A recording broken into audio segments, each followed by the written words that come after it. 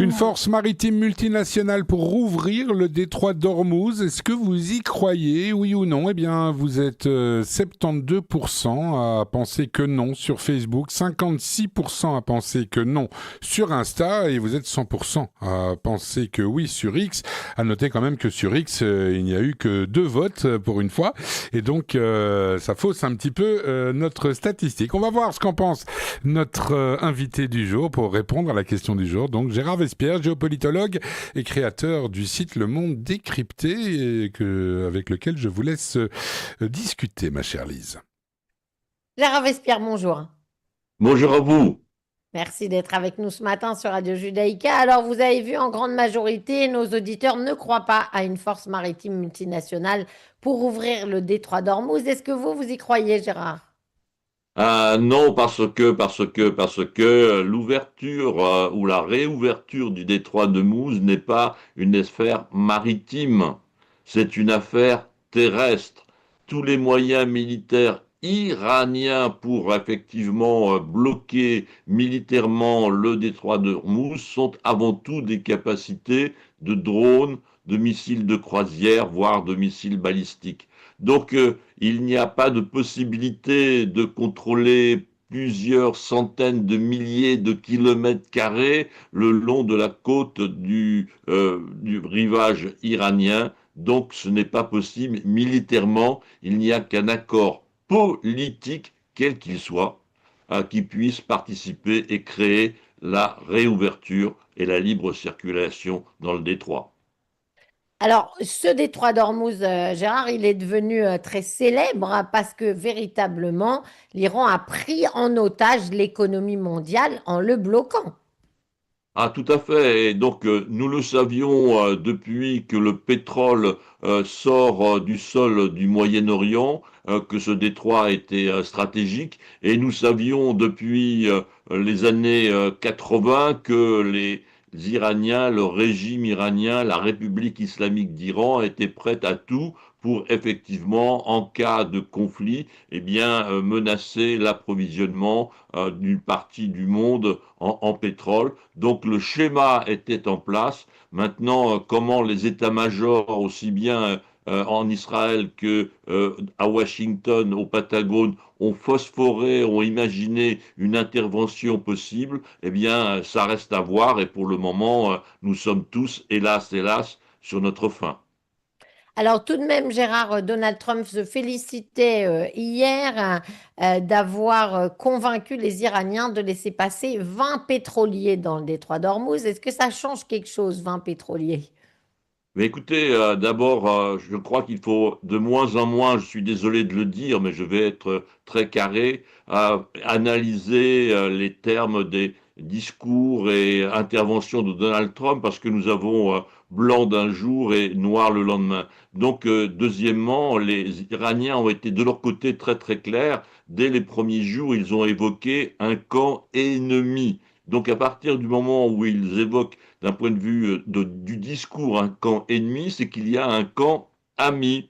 Et c'est donc les pétroliers qui passent actuellement sont des pays qui ont soit des liens stratégiques, et nous pensons bien sûr tous à la Chine, avec l'Iran, soit des pays, disons, neutres, et j'évoquerai par exemple la Thaïlande, qui a conclu un accord pour laisser passer, parce que c'est un grand pays de 100 millions d'habitants, et là, ils ont vraiment besoin de ressources pétrolières.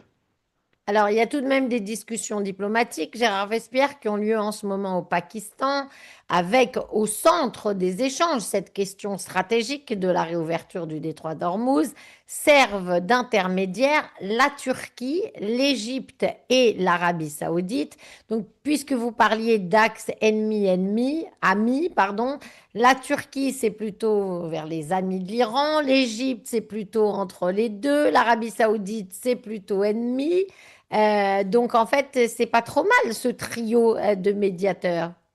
Ah oui, tout à fait, en rajoutant donc le Pakistan, mais vous avez une équipe effectivement de volontaires, une équipe de bonne volonté, mais les véritables acteurs, n'est-ce pas, ne sont pas autour de la table. Donc on peut avoir potentiellement un cadre possible, d'accord, mais est-ce que ce cadre possible va être accepté tel quel par les Iraniens, tel quel par les États-Unis, a fortiori aucun accord conclu entre des belligérants qui ne sont pas autour de la table n'est vraiment mis en œuvre, mis en action. Donc il faudra encore du temps et une deuxième étape de discussion entre les véritables belligérants. Alors tout de même, parmi les pistes évoquées, il y en a une qui choque, hein. On trouve que les Iraniens sont gonflés. Gérard, c'est celle de mettre en place un système de gestion inspiré du canal de Suez, ce qui donc deviendrait une manne financière pour Téhéran. Oui, bah, on peut toujours effectivement profiter de tordre le bras de son ennemi pour le tordre encore un peu plus, n'est-ce pas? C'est une histoire bien connue à travers les âges. Mais il est bien évident que les pays exportateurs, en particulier l'Arabie saoudite, qui est le premier exportateur de pétrole du monde, n'est-ce pas? Autour de 7 millions de barils par jour, c'est-à-dire 5 fois la consommation de la France, par exemple, pour situer les choses. Eh bien, vous avez là des acteurs qui s'opposent complètement à cette option-là, et bien sûr, les consommateurs aussi, puisque là, il s'agirait de augmenter à nouveau les prix du pétrole, et troisièmement, les compagnies pétrolières qui ne voient pas non plus d'un bon œil leurs profits s'évanouir au profit d'un pays non ami. Alors justement, Gérard, le détroit d'Ormuz, normalement, transite à plus ou moins 20% des flux mondiaux de pétrole et de gaz naturel liquéfié.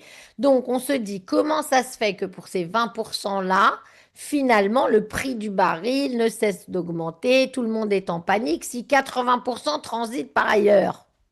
Alors effectivement, vous avez raison sur le plan arithmétique, mais le marché du pétrole est vraiment réglé de façon microscopique. Le marché, c'est 100 millions de barils par jour. Alors on entend ce chiffre, mais il ne dit rien à personne puisque nous ne connaissons pas par cœur le volume du baril. Alors si je vous dis que cela correspond à 16 milliards de litres par jour, là, on commence à prendre conscience de l'importance. Et deuxièmement, bien, ce marché mondial est réglé vraiment, je vais dire au millimètre, mais dès qu'il y a une variation sur les 16 milliards, bien, admettons, 1 600 000, bien, vous avez déjà des agitations sur le prix. Donc, a fortiori, quand il manque 20%, bien, les prix s'enflamment parce que le marché est à l'équilibre juste en permanence.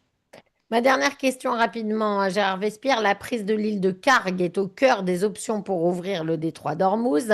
C'est une stratégie assez contestée. Est-ce que vous pensez que Donald Trump va tout de même le faire?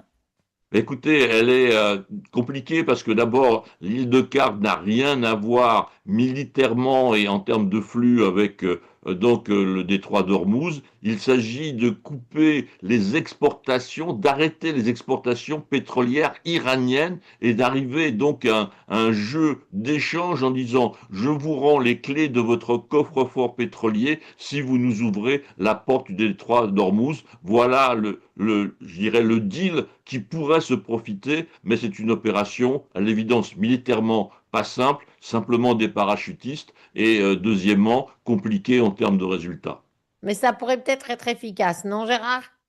Mais écoutez, qui ne tente rien n'a rien, mais je pense que les états-majors vont beaucoup réfléchir avant de lancer les troupes. Merci beaucoup, Gérard Vespierre, d'avoir été avec nous ce matin pour cette question du jour. Je rappelle que vous êtes géopolitologue et créateur du site Le Monde Décrypté. Bonne journée à vous, à très bientôt. Mais merci et au revoir à toute l'équipe. Au revoir. Merci beaucoup.